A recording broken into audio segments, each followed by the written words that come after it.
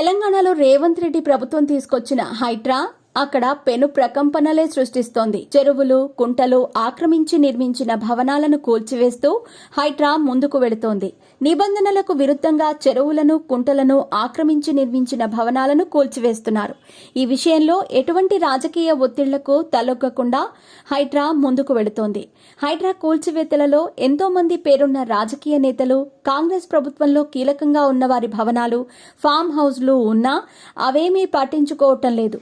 హైదరాబాద్ నగరాన్ని వరద ముంపు నుంచి రక్షించడంతో పాటు భూగర్భ జలాలు అడుగంటిపోకుండా చూడటమే లక్ష్యంగా హైడ్రా ముందుకు వెళుతోంది. దీంతో హైడ్రా తరహా చట్టంపై ఎక్కువ ప్రశంసలే వస్తున్నాయి. ఇక ఈ తరహా విధానాన్ని ఏపీలోనూ ప్రవేశపెట్టాలని గత కొద్ది రోజులుగా డిమాండ్ వస్తూనే ఉంది.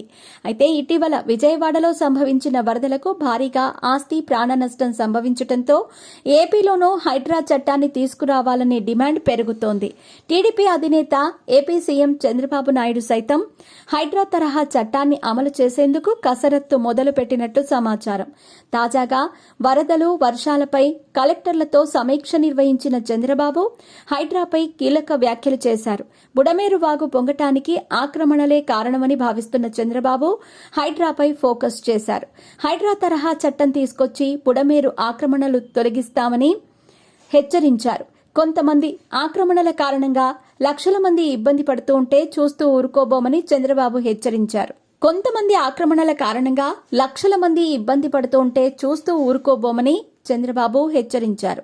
ప్రస్తుతం వరదలు, వర్షాలు ఎక్కువగా ఉండటంతో అవి తగ్గుముఖం పట్టిన తర్వాత హైడ్రా తరహా చట్టాన్ని ఏపీలో ప్రవేశపెట్టేందుకు చంద్రబాబు కూడా కసరత్తు చేస్తున్నారట. ఏపీలోని నదులు, ఉపనదులు, కాలువల వెంబడి ఆక్రమణలు పెరిగిపోయాయి. ఆఖరికి పంట కాలువలు కూడా ఆక్రమణకు గురవుతున్నారు. దీంతో చిన్నపాటి వర్షం వచ్చినా ఆ నీరు ఎటూ వెళ్లలేక నివాసాల ముంపునకు గురవుతున్నాయి. మొన్నటి విజయవాడ ముంపునకు ఈ ఆక్రమణలే కారణం. ముఖ్యంగా రాజకీయ పార్టీల నేతలే ఆక్రమణలకు పాల్పడుతున్నారు. ఈ నేపథ్యంలో హైడ్రా తరహా చట్టాన్ని ఏపీ వ్యాప్తంగా అమలు చేయాలనే డిమాండ్ వినిపిస్తోంది. అయితే సీఎం తీసుకురావాలనుకుంటున్న ఈ చట్టాన్ని కేవలం విజయవాడ నగరం వరకే పరిమితం చేస్తారా, లేక రాష్ట్ర వ్యాప్తంగా అమలు చేస్తారా అనేది తేలాల్సి ఉంది. హైడ్రా తరహా చట్టం ఏపీలోనూ తీసుకొస్తే ఈ చట్టం రాజకీయ ప్రకంపనలు సృష్టించే అవకాశం ఉంటుందనటంలో ఎటువంటి సందేహమూ లేదు.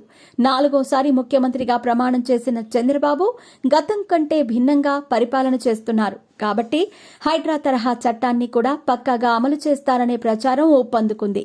అదే జరిగితే కొందరు రాజకీయ పార్టీ నేతలకు షాక్లు తప్పవేమో.